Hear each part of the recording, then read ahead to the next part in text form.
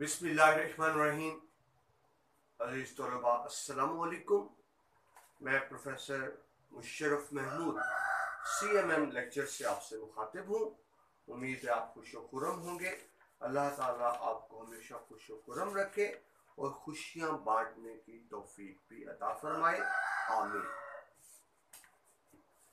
हमारा आज का मौजू साल दवम मुतालिया पाकिस्तान। आज हम बाब नंबर 9 चैप्टर नंबर 9 शुरू कर रहे हैं। इस्लामी जमहूरिया पाकिस्तान में मुआशी मनसूबाबंदी और तरक्की। मुआशी मनसूबाबंदी यानी फाइनेंशियल प्लानिंग।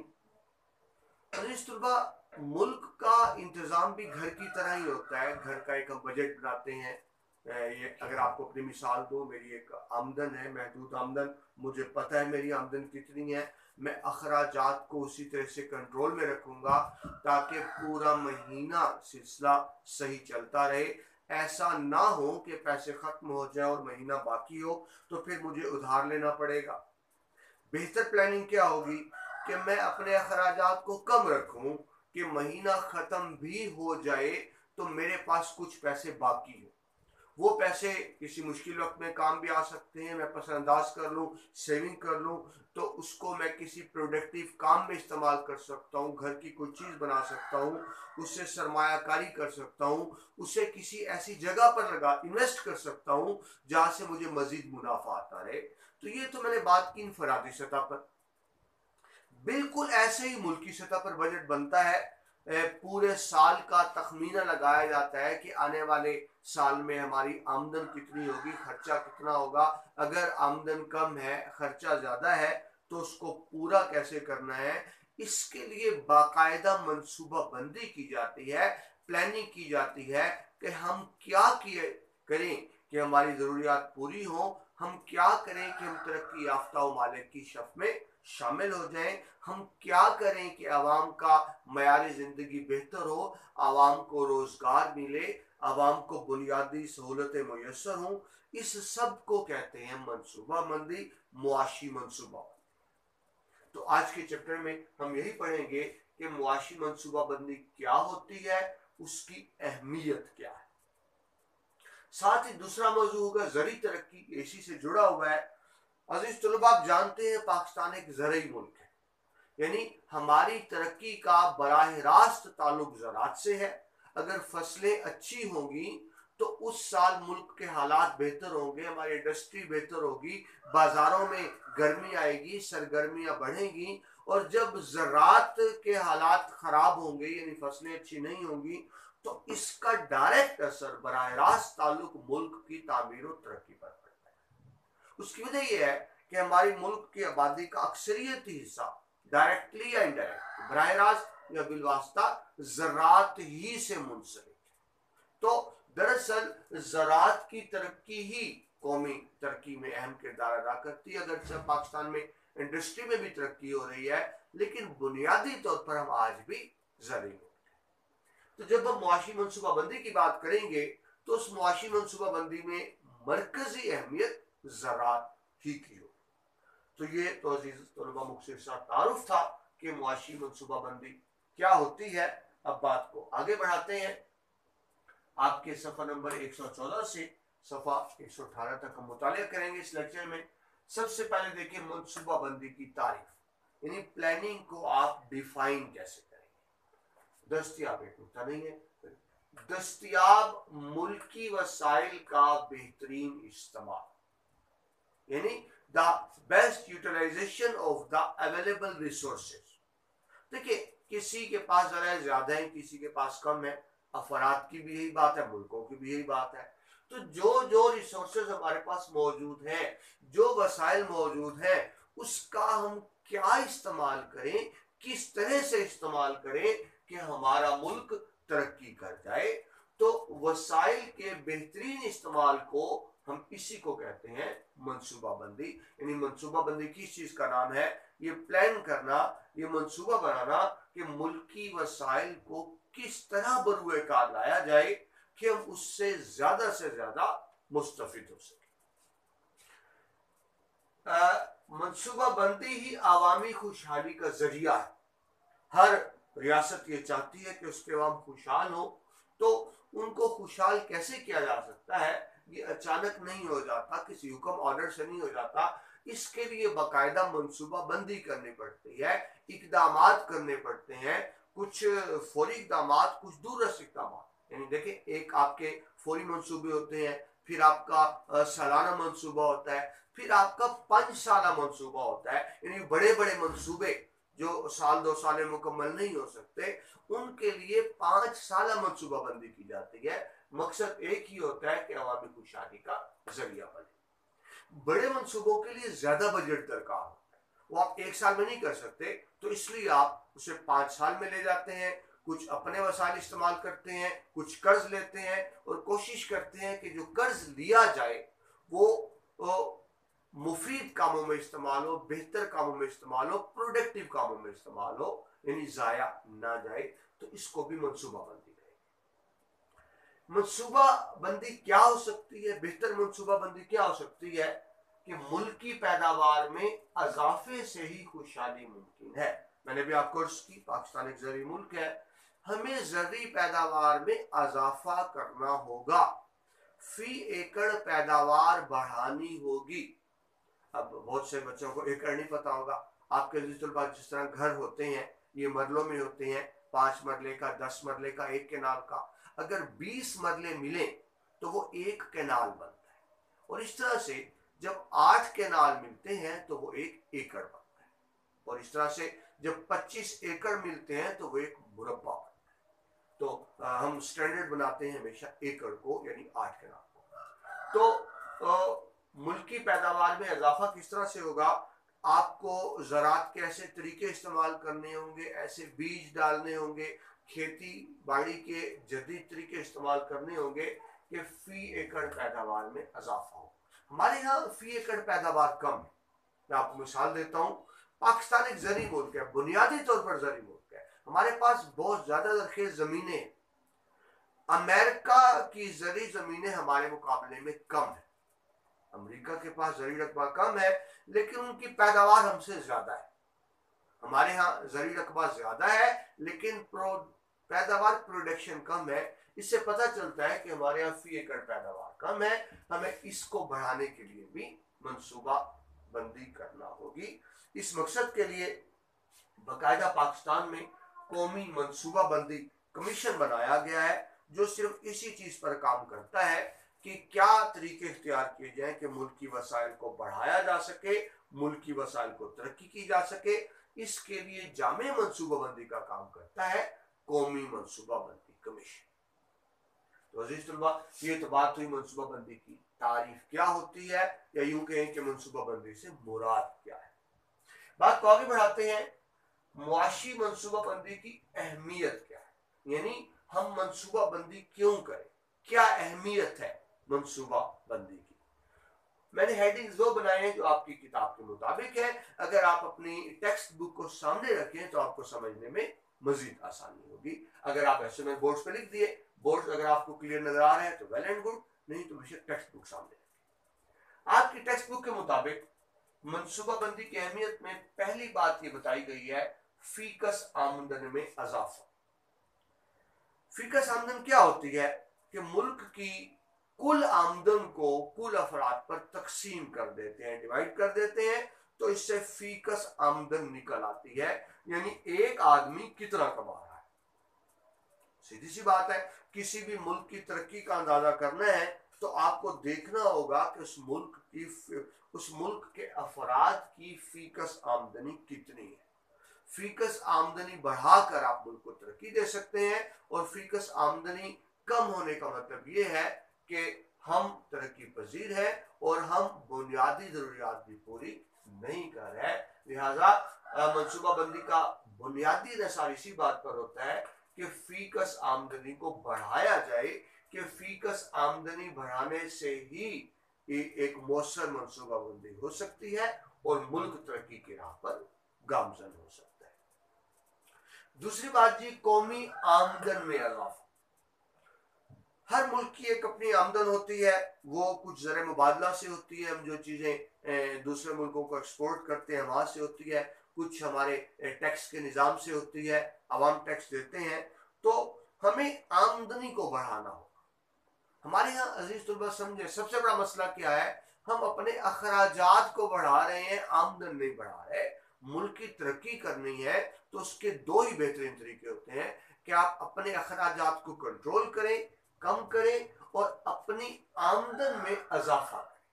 वो जिस तरह मशहूर माकूला है ना कि अपने चादर देख कर पाँव फैलाना, हम चादर से ज्यादा पाँव फैला लेते हैं, नतीजा क्या होता है कि फिर हमारा बजट मनफी में चला जाता है, नुकसान में चला जाता है। उस बजट के नुकसान को पूरा करने के लिए हम कर्जा लेते हैं, बहुत ज्यादा कर्जा लेते हैं, और हम इतना ज्यादा अब तक कर्जा ले चुके हैं कि उस कर्जे पर जो सूद अदा करना है हम वो भी अदा नहीं कर पाते। यहां तक कि हमें हासिल करदा कर्जे पर सूद अदा करने के लिए मजीद कर्जा लेना, कर्ज नहीं अदा हो रहा, उस कर्ज पे सूद अदा करने के लिए एक और कर्ज लेते हैं।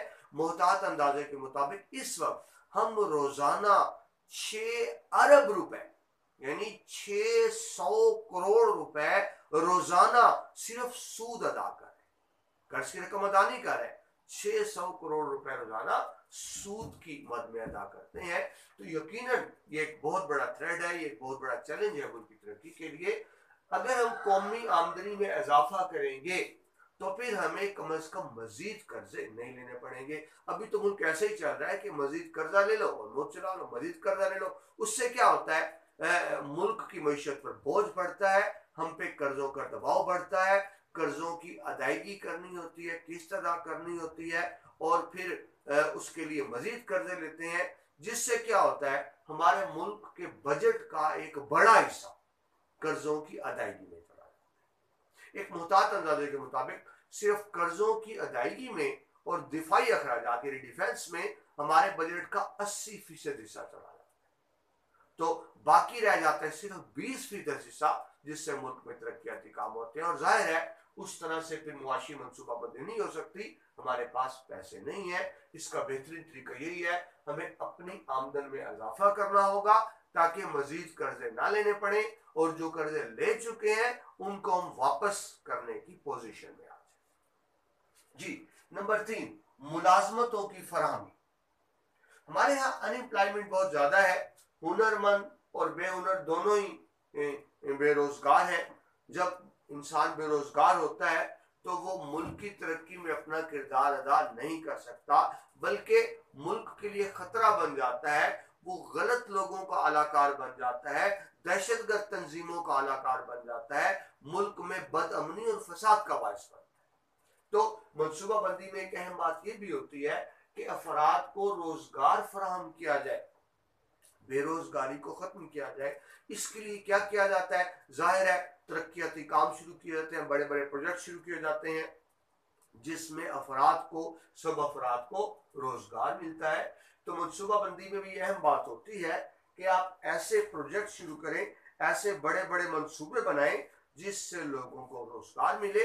इससे जाती तौर पर उनको भी रोजगार मिलेगा और मुआशरे में भी खुशहाली आएगी, क्योंकि जितने ज्यादा अफराद काम कर रहे होंगे मुल्क की तरक्की उतनी ही बेहतर होगी। हमारे यहाँ मसला यह है कि काम करने वाले अफराद थोड़े हैं और बैठ कर खाने वाले अफराद ज्यादा है, जिस वजह से हमारा मुल्क और मुआशरा तरक्की नहीं करता। नंबर 4 जी, मुआशी खुद कफालत, फाइनेंशियल इंडिपेंडेंस।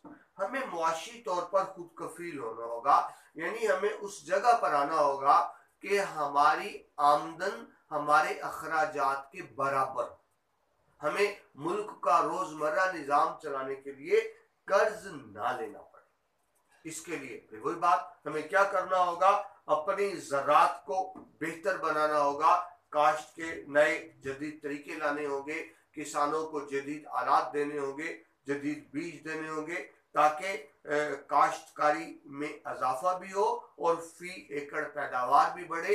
इसके लिए हमें किसान को तालीम भी देनी होगी, उसकी तरबियत भी करनी होगी। जब ज़री शोबा खुशहाल होगा, फसलें ज़्यादा होंगी, तो फिर हम मुआशी खुद कफालत तक पहुंच जाएंगे। कितनी अजीब बात, पाकिस्तान ज़री मुल्क है, बेहतरीन ज़री रकबे हैं हमारे पास, बेहतरीन मौसम है, मगर इसके बावजूद हम शोबे ज़राअत में खुद कफील नहीं है, इंडिपेंडेंट नहीं है। हमें बहुत सी चीज़ें, खासतौर पे गंदम, बाहर से खरीदनी पड़ती है, एक्सपोर्ट करनी पड़ती, इंपोर्ट करनी पड़ती है। तो ये देखें, अगर मुआशी खुद कफालत तो जरी नहीं होना, तो ये चाहिए था कि हम ज़री मुल्क हैं, हम अपनी ज़रूरियात भी पूरी करें और जायद चीजें दूसरे मुल्कों को एक्सपोर्ट करें, बेचे, यानी बात फरोख्त करें। लेकिन ऐसा नहीं है, हम ज़री मुल्क होने के बावजूद ज़राअत से मुतल्लिका चीजें दूसरे मुल्कों से खरीद रहे हैं। हमें फी एकड़ पैदावार बढ़ाकर मुआशी खुद कफालत को हासिल करना होगा। इसके बगैर मुअस्सर मनसूबाबंदी नहीं हो सकती। जी, अदायगियों का तवाज़ुन, वही बात, अदायगियों का तवाज़ुन क्या होगा? दरामदाद, जो चीजें आप दूसरे मुल्कों को बेचते हैं यानी एक्सपोर्ट करते हैं, बरामदाद, जो आप दूसरे मुल्कों से खरीदते हैं यानी इंपोर्ट करते हैं। हमारा मसला यह है, दरामदाद ज्यादा है, बरामदाद कम है, यानी हम दूसरे मुल्कों से ज्यादा चीजें खरीद रहे हैं, उनको ज्यादा पेमेंट कर रहे हैं, लेकिन हम जो चीजें बेच रहे हैं वो कम है। मतलब हमारी जेब से ज्यादा पैसा जा रहा है चीजें खरीदने के लिए, और कम पैसा आ रहा है जो हम चीजें बेच रहे हैं। हमें इसमें तवाज़ुन पैदा करना होगा। यानी ठीक है, हर मुल्क ज़ाहिर एक्सपोर्ट्स करता है, हर मुल्क के पास हर चीज नहीं होती, लेकिन जिन मुल्कों के एक्सपोर्ट्स होते हैं अपनी इंपोर्ट्स को भी बढ़ाते हैं। इसकी मिसाल यूं समझें, अगर पाकिस्तान अपनी प्रोडक्ट 100 अरब की खरीदता है और उसके मुकाबले में वो 100 अरब की बेच भी रहा हो, तो फिर हम पर बोझ नहीं पड़ेगा।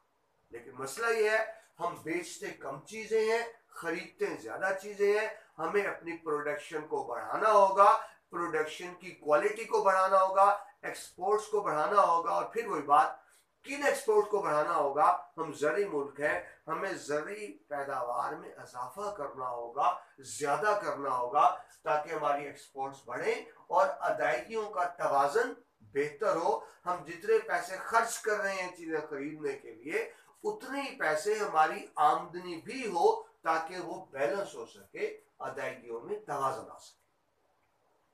जी, नंबर 6, सनती तरक्की। बेशक हमारा मुल्क ज़री मुल्क है, लेकिन सनती तरक्की के बगैर भी गुजारा नहीं। ज़राअत के जो आलात बनते हैं, ट्रैक्टर है, थ्रेशर है, ट्यूबवेल है, ये तो सारे इंडस्ट्री ही बनाएगी। यानी ज़राअत की तरक्की देने के लिए भी हमें अपनी इंडस्ट्री को, सनत को तरक्की देनी होगी। सनती शोबे में तरक्की किस तरह होगी? हमें प्राइवेट जो शोबा है, निजी शोबा है, उसको इंसेंटिव्स देने होंगे, उनको मराद देनी होगी, उनको टैक्सों में छूट देनी होगी, उनको बेहतर बिजली और तवानाई मुहैया करनी होगी, मजीद सहूलियात उनको देनी होगी, उनके लिए बेहतर इंफ्रास्ट्रक्चर बनाना होगा, ताकि ज़री शोबों को मराद मिले, न सिर्फ पाकिस्तान से बल्कि बाहर से भी लोग आकर इन्वेस्ट करें हमारे सनअती शोबे में। इसी तरह ही सनअती शोबा तरक्की कर सकता है। दूसरी बात यह है, कुछ सनतें ऐसी होती हैं जिनमें ज्यादा मुनाफा नहीं होता, तो प्राइवेट सेक्टर उसमें नहीं आता, तो वहां क्या करना होगा? फिर वहां हुकूमत, गवर्नमेंट सरमायाकारी करती है, गवर्नमेंट सेक्टर को सरमायाकारी करनी होती है। यानी जिन सेक्टर्स में, जिन शोबों में प्राइवेट लोग सरमायाकारी कर रहे हैं तो बड़ी अच्छी बात है, लेकिन जहां प्राइवेट सरमायाकारी नहीं हो रही तो वह हुकूमत सरमायाकारी करे। इस तरह से हम सनती तरक्की कर सकते हैं। सनती तरक्की से मुल्क में खुशहाली है, और मैंने भी आपको अर्ज की कि सनती तरक्की बराह रास्त ताल्लुक है इसका ज़राई तरक्की से। हमें ज़राअत और सनत दोनों शोबों में तरक्की करना होगी। जी, 7वां पॉइंट है जी, कम तरक्की याफ्ता इलाकों की बेहतरी। आप जानते हैं पाकिस्तान में यकसा डेवलपमेंट नहीं है। कुछ इलाके हैं जो बहुत डेवलप्ड है, आप लाहौर की मिसाल ले लें, कराची, फैसलाबाद वगैरह कह लें, लेकिन बहुत से इलाके पंजाब में भी और बाकी सूबों में भी जो इंतहाई पसमानदगी की जिंदगी गुजार रहे हैं, जहाँ पीने को पानी नहीं है, जहाँ रोड नहीं है, जहाँ बिजली नहीं है, जहाँ तवानाई नहीं है, या यूं कह लें बुनियादी इंफ्रास्ट्रक्चर नहीं। अब होता क्या है, इसको यूं समझें, आपका जरी रकबा तो ज्यादातर देहातों में है। जब फसल तैयार हो जाती है तो उस फसल को काश्तकार ने मंडी में लाकर बेचना होता है। सड़कों का निजाम बेहतर नहीं है, बेहतर ट्रांसपोर्ट नहीं है, तो उसको अपनी इजनास जब मंडी में लाता है तो उसका खर्चा बहुत ज्यादा होता है। इतना ज्यादा खर्चा हो जाता है कि उसकी बचत कम रह जाती है। उस बेचारे ने जितनी मेहनत की होती है वो ज्यादा पैसा जाया हो जाता है उस अपनी प्रोडक्ट को, पैदावार को मार्केट में लाने के लिए। अगर पूरे मुल्क में सड़कों का जाल हो, बेहतर इंफ्रास्ट्रक्चर हो, बेहतर ट्रांसपोर्ट निजाम हो, खास तौर पर उन इलाकों में जहाँ ज़राअत होती है और जहाँ सही सड़कें नहीं है, ट्रांसपोर्ट नहीं है, तो इससे बहुत ज्यादा तरक्की हो सकती है। यानी हमें चंद इलाकों पर फोकस नहीं करना होगा, बल्कि जो कम तरक्की याफ्ता इलाके हैं उसके लिए ज्यादा बजट रखना होगा, ताकि वो इलाके भी मुल्क के तरक्की याफ्ता इलाकों के बराबर आ सके। क्योंकि मैं फिर आपसे अर्ज कर दूं, आपकी प्रोडक्शन आनी है कम तरक्की याफ्ता इलाकों से, ज़राअत से, और वहां इंफ्रास्ट्रक्चर नहीं होता। सीधी बात है, किसान कब कोशिश करेगा, वो कब जान मारेगा, जब उसको 4 पैसे बचेंगे। अगर उसको पता हो कि ज्यादा पैसा खाद, स्प्रे और पानी पे ही लग जाएगा, बाकी पैसा मुझे अपनी पैदावार मंडी पहुंचाने में लग जाएगा, मुझे बचत कम होगी, तो फिर या तो वो काश्तकारी नहीं करेगा, और अगर करेगा तो बेदिली से करेगा। तो इसके लिए हमें कम तरक्की याफ्ता इलाकों को तरक्की देनी होगी। जी, अफरादी कुव्वत की खपत।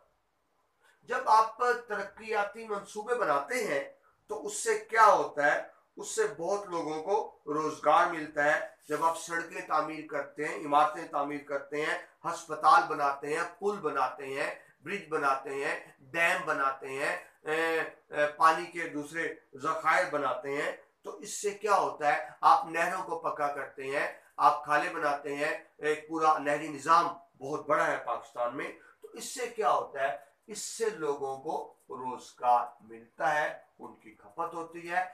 एक शख्स जो कुछ भी नहीं कर रहा, बेरोजगार है, तो इसका एक ही मतलब है, वो मुल्क की तरक्की में किरदार अदा नहीं कर रहा। जब उसको रोजगार मिलता है तो फिर वो भी मुल्क की तरक्की में अपना मौसर किरदार अदा करने के काबिल हो जाता है। जी, कीमतों में इस्तेहकाम। हमारे यहाँ प्राइस इंस्टेबिलिटी बहुत ज्यादा है, कीमतों में उतार चढ़ाव होता रहता है। पेट्रोल की कीमत जब हर महीने बढ़ती है तो उससे लाजमी बात है कि चीजों की कीमतों में इजाफा हो जाता है। अब फिर ज़राअत की बात करें तो किसान यही होता है, बीज बहुत महंगा है, स्प्रे बहुत महंगा है, जब उसे हल चलाना होता है तो ऑयल, तेल बहुत महंगा है, फिर स्प्रे उसको बहुत महंगा पड़ता है, बिजली बहुत महंगी है। उससे क्या होता है, और उसमें मुसलसल इजाफा हो रहा है। याद रखें, कीमतों में इजाफा किस वजह से होता है, अफरात ज़र की वजह से। अफरात ज़र, इन्फ्लेशन क्या चीज होती है कि जब कीमत की कदर कम हो जाए, जिस जिस तरह रुपए की वैल्यू कम होती चली जाएगी, उस तरह से कीमतें बढ़ती चली जाएंगी। अगर आपने कीमतों को स्टेबल करना है, मुस्तहकम करना है, तो अफरात ज़र को रोकना होगा। मैं आपको मिसाल देता हूँ, बहुत पुरानी बात नहीं कर रहा, ये जो पिछली गवर्नमेंट तक 2-1 साल पहले तक डॉलर की कीमत 100 रुपए से कम थी, 80-85 रुपए, यानी 80-85 रुपए मिला तो $1 बनता था। अब डॉलर की कीमत 140 पे चली गई है। यानी पहले हम 80-85 रुपए देके $1 खरीदते थे, और अब हम तकरीबन 140 रुपए देते हैं तो $1 आता है। और खतरा यह है डॉलर की कीमत मजीद बढ़ेगी। दरअसल डॉलर की कीमत नहीं बढ़ रही, रुपए की कीमत कम हो रही है, रुपए की कदर कम हो रही है।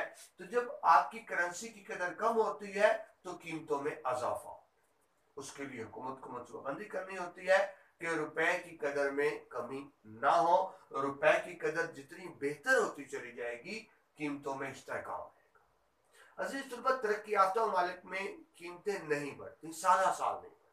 उसकी वजह यह है कि उनकी करेंसी स्टेब्लिश होती है, स्टेबल होती है, अफरात ज़र नहीं होता, तो फिर कीमतों में इजाफा भी नहीं होता। हमें इस चीज पर तवज्जो देना। जी, आगे है अफरात आबादी पर काबू पाना। हमारे मुल्क में बर्थ रेट बहुत ज्यादा है, यानी आबादी बढ़ने की रफ्तार ज्यादा है और तरक्की की रफ्तार कम है। यानी हमारे मुल्क में वसाइल कम बढ़ रहे हैं, आबादी ज्यादा बढ़ रही है। आप यूं कहें कि वसाइल में इजाफा हो रहा है कछुए की रफ्तार से, और आबादी में इजाफा हो रहा है खरगोश की रफ्तार से। तो हम किस तरह पूरे करेंगे? अगर एक शख्स अपनी आमदनी को बढ़ा भी लेता है तो उसकी आमदनी में थोड़ा इजाफा होता है, लेकिन खानदान के अफराद में ज्यादा इजाफा हो जाता है, तो आमदनी बढ़ने के बावजूद भी तरक्की नहीं होती। यानी आप यूं समझे कि मेरी आज जो भी आमदनी है, 5 साल बाद मेरी आमदनी में इतना इजाफा हो जाता है कि मैं आमदनी डबल दुगनी हो जाती है, 1 की बजाय 2 हो जाता है, लेकिन उसे खाने वाले 2 की बजाय 1 से 4 हो जाता है। तो भले मेरी आमदनी में इजाफा हुआ, लेकिन दरअसल इजाफा नहीं हुआ, मेरी आमदनी कम हुई है। तो अफराते ज़र पर भी हमें काबू पाना होगा ताकि वसाइल का बेहतर से बेहतर इस्तेमाल हो सके। मुआशी बहरान पर कंट्रोल। मुआशी बहरान क्या होता है जी? बाज़-औक़ात इकोनॉमिक इंस्टेबिलिटी आ जाती है, यानी एकदम चीज़ों की शार्टेज हो गई या एकदम रुपए की कीमत कम हो गई। तो इस तरह के मसाइल आते रहते हैं जिससे मुल्क की मईशत को झटका लगता है। ये हुकूमत का काम होता है कि अगर कोई मुआशी बहरान आया है, हुकूमत उसको मौसर तौर पर कंट्रोल करे, इसकी मौसर मनसूबाबंदी करे, क्योंकि मुआशी बहरान से मुआशरे के तमाम तबकात मुतासर होते हैं और बराह रास्त उसका मनफी असर मुरतब होता है मनसूबाबंदी। तो अजीज तलबा, ये तो हमने देखा, पहले हमने देखा कि मुआशी मनसूबाबंदी क्या होती है, फिर हमने देखा मुआशी मनसूबाबंदी की अहमियत क्या होती है। आगे बढ़ते हैं कि ज़र्री तरक्की से क्या मुराद है। मैं बार बार अर्ज कर रहा हूँ कि हमारी मुआशी तरक्की का बराह रास्त ताल्लुक ज़री तरक्की से है। हमारी ज़रात तरक्की करेगी तो मईशत तरक्की करेगी, ज़रात पसमानदा रहेगी तो हमारी मईशत भी पसमानदा रहेगी। तो ज़रात ज़री तरक्की से क्या मुराद? अब सब जानते हैं जिस तरह पाकिस्तान एक ज़र्री मुल्क है। मैं भी बार बार अर्ज कर रहा हूँ आपसे, हमारी मुल्क की तरक्की का इन्हिसार ज़रात पे है। मुल्क की अक्सरियत आबादी तकरीबन 70% के करीब आबादी डायरेक्ट या इनडायरेक्ट ज़रात से जुड़ी हुई है। उनकी तरक्की फलाह बहबूद का ताल्लुक ज़रात और फसल से ही है। हम जो चीज़ें बरामद करते हैं, यानी एक्सपोर्ट करते हैं, दूसरे मुल्कों को बेचते हैं, उसका बड़ा हिस्सा ज़रात पर मुबनी होता है। जब हमारी ज़रात ज़्यादा होगी, बेहतर होगी, पैदावार ज़्यादा होगी, तो हमारी बरामदात एक्सपोर्ट्स बढ़ेंगी, हमें आमदनी ज़्यादा आएगी, हमारा मुल्क तरक्की कर पाएगा। लेकिन जब ज़रात की फसलें प्रोडक्शन कम होती है, हमारी बरामदात कम हो जाती हैं और हम मजीद मुआशी बहरान का शिकार हो जाते हैं। हमारी बरामदात में जो बुनियादी चीज़ें हैं, सूती कपड़ा है, चावल है, गंदम है, घी है, खुर्दनी तेल के लिए जो ऐसी फसलें तेल निकलता है, वो है जिस पर हम इन्हिसार कर रहे होते हैं। मगर मैंने भी आपको अर्ज की कि ज़री मुल्क होने के बावजूद बदकिस्मती देखिए हम ज़रात में अदम कफालत का शिकार है। यानी ज़री मुल्क है लेकिन अपने ही आवाम की ज़रूरियात पूरी नहीं कर पाते, हमें एक्सपोर्ट्स करने पड़ते हैं। हालांकि होना तो ये चाहिए था, हम ज़री मुल्क है, हम इतनी वाफर पैदावार हमारी होती कि अपनी ज़रूरियात भी पूरी करते और फालतू पैदावार को हम एक्सपोर्ट करते, बरामद करके ज़रे मुबादला कमाते। लेकिन बदकिस्मती से ऐसा नहीं है। अभी आपको इसकी ज़रात से ही हमारी अक्सरियती आबादी का रोजगार वाबस्ता है, बराह रास्त या बिलवास्ता तौर पर। लिहाजा ज़रात हमारी मईशत का अहम तरीन शोबा है। ज़रात को तरक्की दिए बगैर हमारा मुल्क तरक्की नहीं कर सकता, हम आगे नहीं बढ़ सकते, ना ही कोई मौसर मनसूबाबंदी की जा सकती है ज़रात को तरक्की दिए बगैर। तो फिर आखिरी टॉपिक ये है, हम जायजा लेते हैं ज़रात में तरक्की का जायजा। यानी इसके लिए हुकूमत पाकिस्तान ने अपने तौर पर कुछ कोशिशें की हैं, कुछ स्टेप्स लिए हैं कि ज़री तरक्की में इजाफा किया जा सके। एक अहम शोबा है। तो इसके लिए अब तक क्या क्या कुछ किया जा चुका है या क्या क्या कुछ किया जाना चाहिए, जिससे हम देख सकें कि ज़राअत में कितनी तरक्की हुई है, यानी क्या क्या स्टेप्स इसमें लिए जा सकते हैं या क्या क्या स्टेप्स हुकूमतों को लेने चाहिए। तो सबसे पहले तो यह है ग़िज़ा की फराहमी। जाहिर है ज़राअत से ही हमें ग़िज़ा है, गंदम है, चना है, चावल है, मकई, बाजरा, तेल, कुछ ऐसे स्टेप्स लिए गए हैं कि किसी हद तक, मुकम्मल तो नहीं लेकिन किसी हद तक अब हम ज़राअत में खुद कफील हो गए हैं। कुछ अर्सा पहले तक ज़राअत में खुद कफालत हासिल नहीं थी। हम अजीज तलबा पढ़ रहे हैं कि ज़राअत के शोबे में क्या क्या तरक्की हुई है। दरअसल ये जो पॉइंट्स है ये हम ज़राअत में तरक्की का जायजा ले रहे हैं कि किन किन शोबों में तरक्की हुई है, क्या क्या तरक्की हुई है और किन किन शोबों में मजीद तरक्की के इम्कानात हैं और हमें क्या करना चाहिए। तो तरक्की का जब जायजा लेते हैं तो हमारे सामने बात आती है कि बड़ी हद तक अब हम खुद कफालत हासिल कर ली है हमने ग़िज़ा की फराहमी में, लेकिन सिर्फ इतनी बात जरूरी नहीं थी, हम इतनी ज्यादा पैदावार होनी चाहिए थी कि हम उसको एक्सपोर्ट्स करके ज़र मुबादला भी कमाते। इसके लिए हमें बहुत कुछ करने की जरूरत है, हम आगे तफसील से देखें। जी, दूसरा है नकद आवर फसलें। यानी वो फसलें होती हैं जिनको हम बेच कर फौरी तौर पर ज़र मुबादला कमा लेते हैं। हम अपने मुल्क के अंदर मंडियों में बेच के फौरन में पैसे आ जाते हैं और इनको हम एक्सपोर्ट्स भी कर सकते हैं, करते हैं बल्कि, जिसमें कपास शामिल है, गन्ना शामिल है और तंबाकू शामिल है। ये तीन हमारी ऐसी फसलें हैं जो जिनको हम नकद आवर फसलें कहते हैं, जिससे फौरन किसान को पैसे मिल जाते हैं। ये जो तीन सनतें हैं, कपास, गन्ना, तंबाकू, मजीद आगे कपड़े, चीनी और सिगरेट का इन्हिसार इन्हीं पर है। यानी कपास अच्छी होगी तो कपड़ा बनेगा, गन्ना बेहतर होगा तो चीनी बनेगी और तंबाकू बेहतर होगा तो सिगरेट। यानी हमारे यहाँ जो कपड़े, चीनी और सिगरेट की सनत है, इंडस्ट्री है, उसका ताल्लुक भी हमारी फसलों कपास, गन्ना और तंबाकू से है। हम इसमें काफी हद तक खुद कफालत हासिल कर चुके हैं, लेकिन फिर वही बात कि मजीद काम की हमें जरूरत है।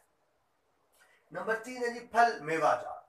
आपके पाकिस्तान में सबसे ज्यादा तो फल खैबर पख्तूनख्वा में होते हैं। खुश्क मेवाजात की बात करें तो बलोचिस्तान में है, पंजाब में भी आम वगैरह खास तौर पर ये मशहूर है। हमारे यहाँ बेहतरीन जायकेदार खुश जायका फल होते हैं जिनको हम बेचकर बहुत सा ज़र मुबादला कमाते हैं। ये हमारी बड़ी अहम बरामदात है जो ज़राअत के हवाले से है, फल वगैरह। आगे चले जी, नंबर 4 ज़राअत और रोजगार। मैं आपको बार बार अर्ज कर रहा हूं, पाकिस्तान में अक्सरियती आबादी बराह रास्त या बिलवास्ता ज़राअत से जुड़ी है। देखिए जो खुद काश्तकारी कर रहे हैं वो तो ज़राअत से है, लेकिन जो खाद बना रहा है, जो स्प्रे बना रहा है, जो ट्यूबवेल का काम कर रहे हैं, वो इंडस्ट्री या ट्रैक्टर बन रहा है या थ्रेशर बन रहा है, ये सबका ताल्लुक ज़राअत से ही। तो डायरेक्टली इनडायरेक्टली हमारे मुल्क की 60 से 70% आबादी ज़राअत से मुंसलिक है। यानी ज़राअत के जरिए ही उनको रोजगार मिल रहा है। हम ज़राअत को जितना बेहतर करते चले जाएंगे, उनका रोजगार भी उतना बेहतर होता चला जाएगा। जी, नंबर 5 कौमी आमदनी।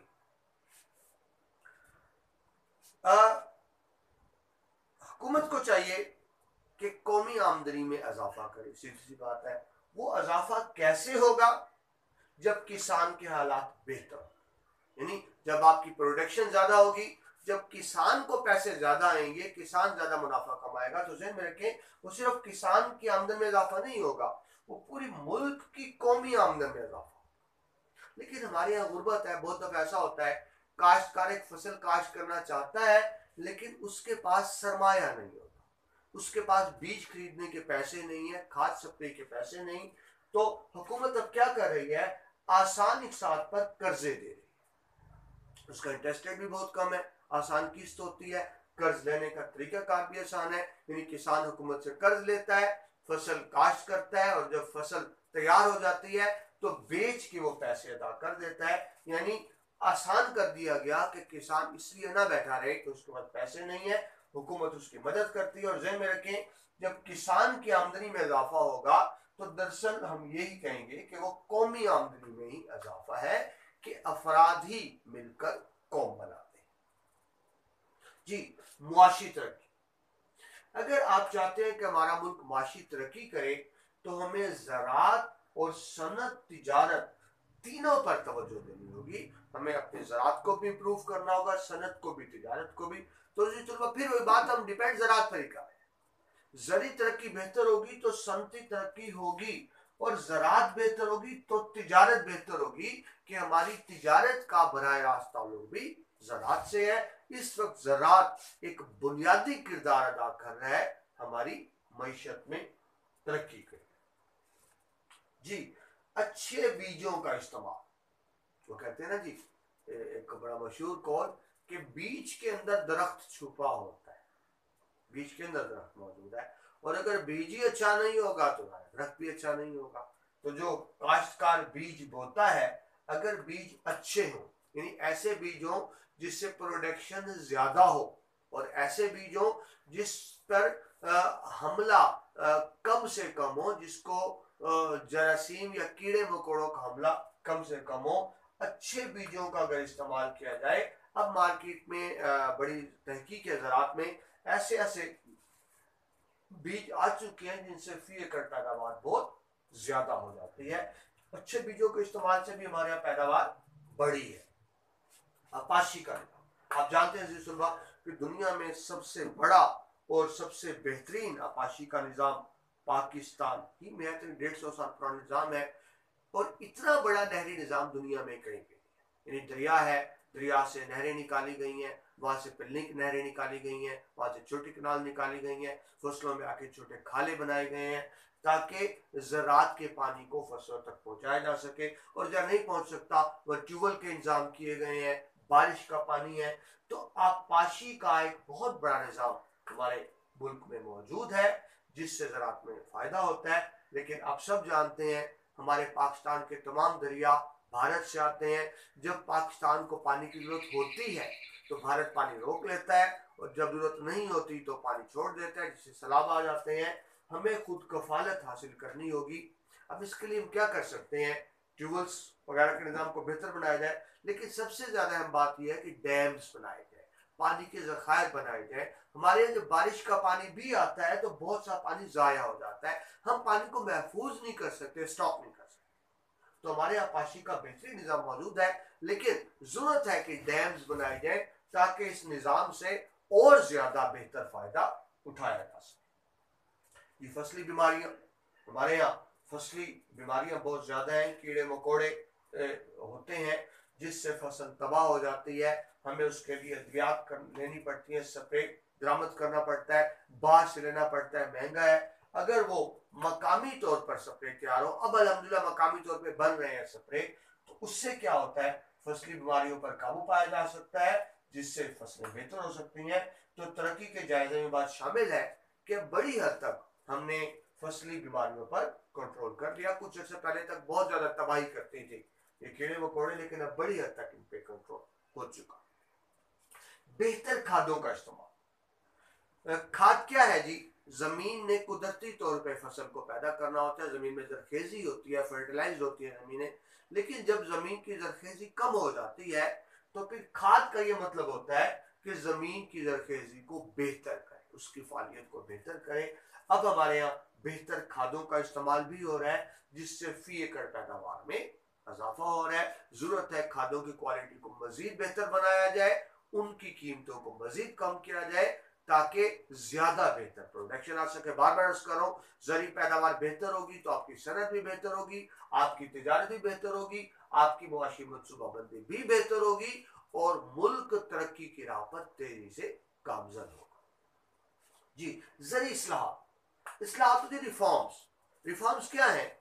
बड़े बड़े काश्तकार जिनके पास जागीरदार बड़ी बड़ी जमीनें हैं और फारिग पड़ी है, फजूल पड़ी है, उनको जरूरत ही नहीं काश्त करने। यानी जमीन मौजूद है लेकिन जाया हो रही है। बड़े जागीरदार, हमारे ऐसे जागीरदार भी मौजूद हैं, इनको इल्म ही नहीं है उनकी कितनी जमीनें और कहाँ कहाँ है, यानी वो जमीनें जाया हो रही हैं। जरूरत इस बात की थी कि जागीरदारी निजाम का खात्मा किया जाता। यही चलता एक लानत है जागीरदारी निजाम हमारे यहाँ। इंडिया में ऐसा हुआ, जब भारत बना उन्होंने क्या किया, बड़े बड़े जागीरदारों से जबरदस्ती जमीनें छीन ली और छोटे काश्तकार गुजारों में तकसीम कर।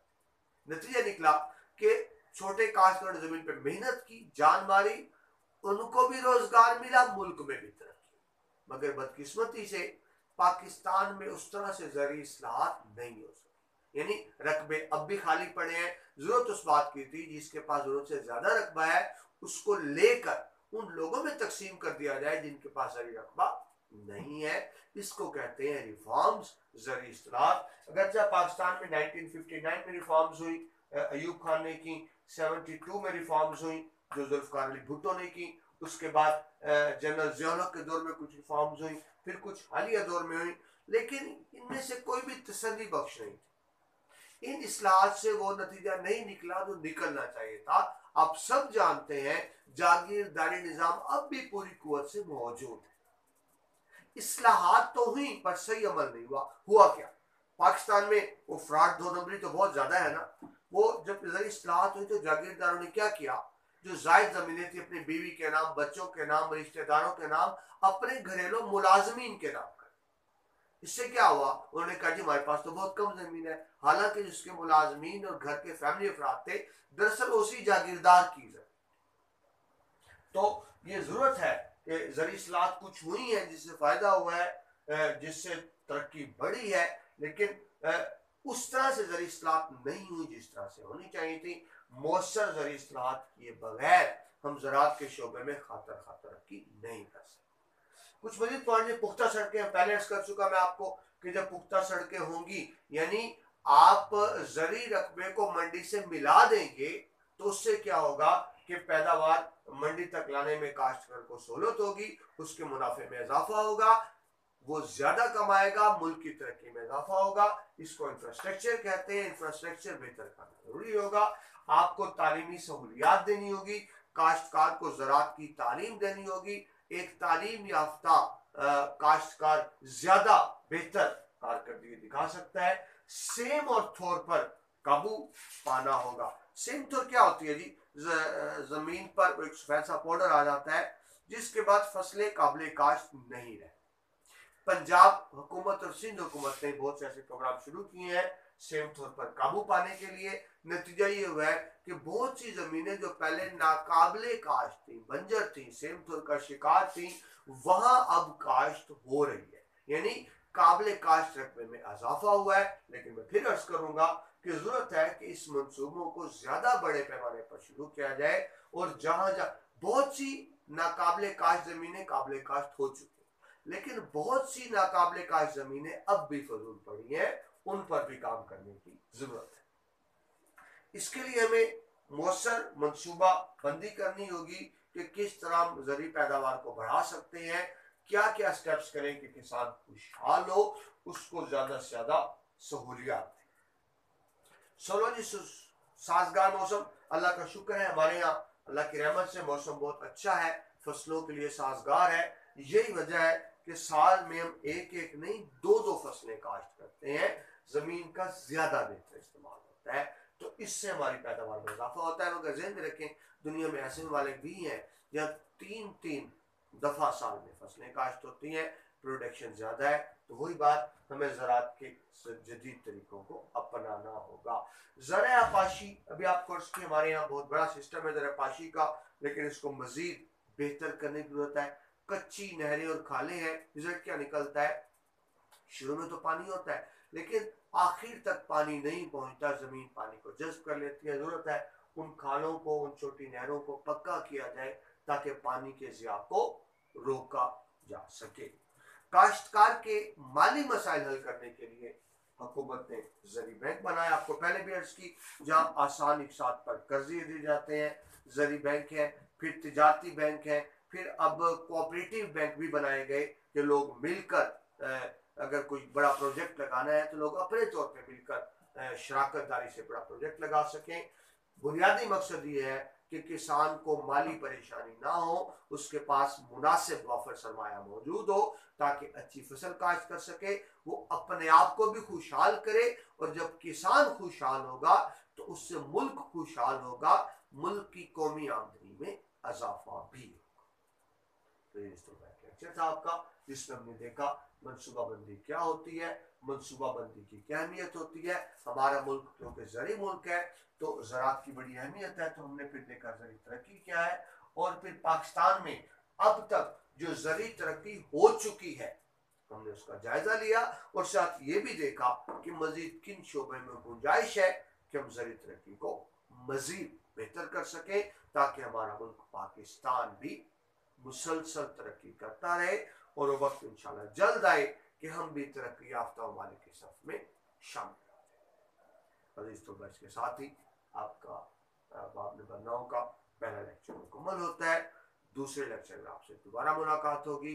अपना ख्याल रखिए, खुश रहिएगा। प्रोफेसर मुशर्रफ अहमद को इजाजत दीजिए। अल्लाह।